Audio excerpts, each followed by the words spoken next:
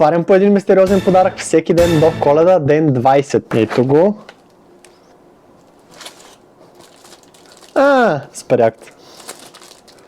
И това ми е кейс за телефон, защото моят кейс на телефона се разпада и ме мързи да си поръчам нов. Супер здравия кейс е. И има, сега ще покажа, е такава джаджа, която може да бъде хем така да си го държиш, може да бъде и да си го поставиш, да си гледаш някакви видеица и работи, така че много готино. Искаш ли да видиш дали няма и още един подарък? Оп, ето, явно има втори подарък. Има и хапане, добре, да видим. Да, общо имам кашу, най-вече защото всеки ден, в който предполагам какви може да са ядките, казвам, че може да е кашу. Ще хапвам, ще си гледам клипчета на новия кейс и това е. Има още един подарък за теб.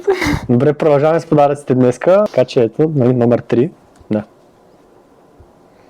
Няма го чета, ще го оставя за мене, но днес имаме годишния, затова имам толкова много подаръци.